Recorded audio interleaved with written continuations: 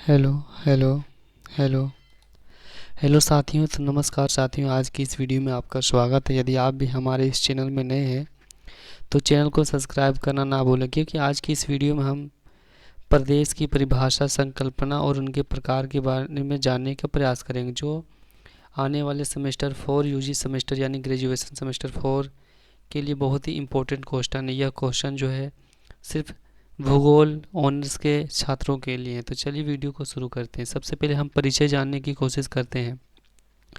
किसी भी देश के आर्थिक, सामाजिक और प्रशासनिक विकास में प्रदेश एक महत्वपूर्ण भूमिका निभाता है। यानी क्या कहता है कि किसी भी देश हो, वहाँ पे आर्थिक हो, सामाजिक हो या प्रशासनिक विकास में जो प्रदेश है वो क्या करता है, महत्वपूर्ण भूमिका निभाती है।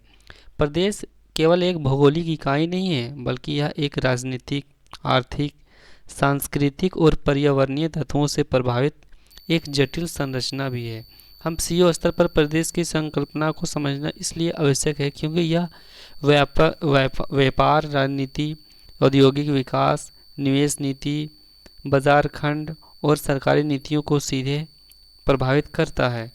इस लेख में हम प्रदेश की परिभाषा, इसकी संकल्पना और विभिन्न प्रकारों का विस्तृत विश्लेषण करेंगे, जो व्यावसायिक निर्णय लेने और रणनीति योजना बनाने में सहायक हो सकता है। तो चलिए प्रदेश की परिभाषा को जानने का प्रयास करते हैं। प्रदेश, जिसे हम इंग्लिश में कहते हैं रीजन, REGION, रीजन, प्रदेश एक निश्चित भौगोलिक क्षेत्र होता है। यानी प्रदेश किसी भी एक क्षेत्र होता है, भौगोलिक क्षेत्र होता है, जो समान आर्थिक, सांस्कृतिक और प्रशासनिक या भौगोलिक विशेषताओं के आधार पर अन्य क्षेत्रों से अलग पहचाना जाता है, जो अलग पहचाना जाता है। अब इनकी क्या परिभाषाएं हैं, तो कुछ विद्वानों ने इनकी परिभाषाओं को अपने अनुसार लिखा, जिसे हार्टसोन और अलेक्जेंडर के अनुसार प्रदेश एक भौगोलिक इकाई है जो विशेष भौतिक और सांस्कृतिक विशेषताओं के कारण अन्य क्षेत्रों से भिन्न होती है। इसार्ड महोदय ने कहा कि स्थानिक संगठन की एक मौलिक इकाई बताए जो आर्थिक क्रियाओं और नीतियों से प्रभावित होता है। अब हम देखते हैं सीओ दृष्टिकोण से प्रदेश क्या है। तो व्यापारिक रूप से बाजार या औद्योगिक केंद्र, प्रशासनिक दृष्टि से एक कर सरकारी क्षेत्रीय इकाई है। अर्थव्यवस्था के संदर्भ में SEZS, जिसे हम स्पेशल इकोनॉमिक जोन्स कहते हैं, या औद्योगिक गलियारे जिसे इंडस्ट्री कॉरिडोर्स कहते हैं। अब प्रदेश की संकल्पना यानी कंसेप्ट ऑफ रीजन, ठीक है। तो प्रदेश की संकल्पना बहुआयामी है और इसे विभिन्न दृष्टिकोण से देखा जा सकता है। तो पहला जो है भौगोलिक संकल्पना है। तो भौगोलिक संकल्पना में क्या आता है कि प्राकृतिक विशेषता जैसे जलवायु, स्थलाकृति, परिस्थितिकी के आधार पर प्रदेश का निर्माण होता है। यानी भौगोलिक जो निर्माण होता है कोई भी प्रदेश, तो कैसे होता है, वहाँ की जलवायु, वहाँ की स्थलाकृति, वहाँ की परिस्थितिकी, उसी के आधार पर वहाँ पे एक प्रदेश का निर्माण होता है। जैसे हिमालयी क्षेत्र, तटीय क्षेत्र, मरुस्थलीय क्षेत्र। दूसरा जो होता है वो आर्थिक संकल्पना, यानी आर्थिक के हिसाब से, यानी औद्योगिक प्रदेश, जहाँ आर्थिक गतिविधियों की अधिकता होती है। कृषि प्रधान प्रदेश, जैसे भारत में गंगा ब्रह्मपुत्र मैदान। सेवा आधारित प्रदेश है, जैसे बेंगलोर और हैदराबाद का IIT क्षेत्र है।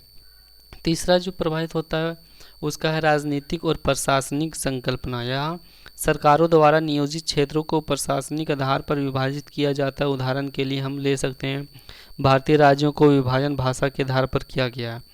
चौथा पॉइंट है सांस्कृतिक संकल्पना, यानी सामाजिक और सांस्कृतिक एकरूपता को ध्यान में रखकर प्रदेश बनाया जाता है। उदाहरण के लिए भारत में पूर्वोत्तर क्षेत्र का एक सांस्कृतिक और जातीय रूप से विशिष्ट प्रदेश के रूप में अस्तित्व में आया है। अब देखते हैं कि प्रदेश जो है आखिर कितने प्रकार के होते हैं। टाइप्स ऑफ रीजन, प्रदेश कितने प्रकार के होते हैं। तो प्रदेश को विभिन्न आधारों पर वर्गीकृत किया गया है, ठीक है। पहला भौगोलिक आधार पर, तो भौगोलिक आधार पर क्या आता है, पहला प्राकृतिक प्रदेश आता है जिसे हम नेचुरल रीजन्स कहते हैं। तो इसमें जलवायु, स्थलाकृति, जैव विविधता के आधार पर क्या बनाया जाता है, तो वहाँ प्रदेश बनाया जाता है। जैसे हिमालय प्रदेश, तटीय प्रदेश, मरुस्थलीय प्रदेश, समझ, वहाँ के मतलब जो नेचर है उन्हीं के हिसाब से बनाया जाता है। दूसरा है मानव निर्मित प्रदेश, जिसे मैन मेड रीजन कहते हैं। यह शहरीकरण, बुनियादी ढांचे और औद्योगिकरण के आधार पर बनाया जाता है। उदाहरण के लिए दिल्ली NCR महाराष्ट्र का औद्योगिक बेल्ट। तीसरा जो होता है आर्थिक आधार पर वर्गीकरण, यानी आर्थिक आधार पर मतलब वहाँ की इकोनॉमी के आधार पर कैसे होता है। तो देखो पहला आता है औद्योगिक प्रदेश, जो जहाँ औद्योगिक गतिविधियाँ केंद्रित होती है। उदाहरण के लिए मुंबई पुणे औद्योगिक क्षेत्र है, गुजरात का पेट्रोकेमिकल हब है।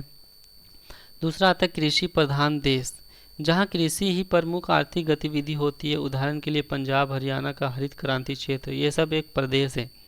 जो तीसरा आता है सेवा आधारित प्रदेश, जहाँ पे बड़े बड़े कंपनियाँ होती है, जो जिसे क्या मिलता है, लोगों को रोजगार मिलता है, वहाँ भी प्रदेश बनता है। जैसे आईटी बैंकिंग टूरिज्म जैसे क्षेत्र पर निर्भर होता है, जैसे बेंगलोर का टेक्नोलॉजी हब। अब हम आखिर जानते हैं कि प्रशासनिक आधार पर वर्गीकरण, हम आगे देखे थे कि प्राकृतिक के आधार पर, हम यहाँ देखेंगे प्रशासनिक आधार पर। तो प्रशासनिक आधार पर जो वर्गीकरण है वो बहुत प्रकार के, सबसे पहला प्रकार जो है वो राजनीतिक प्रदेश होता है, जो पॉलिटिकल रीजन होता है। सरकारी प्रशासन के आधार पर विभाजित क्षेत्र को ही राजनीतिक प्रदेश कहते हैं। उदाहरण के लिए राज्यों और केंद्र शासित प्रदेशों का विभाजन। दूसरा आता है योजनागत प्रदेश, यानी विकास नीतियों और योजनाओं के आधार पर बनाए गए क्षेत्र को योजनागत प्रदेश कहते हैं, जो प्लानिंग करके बनाया जाता है। उदाहरण के लिए उत्तर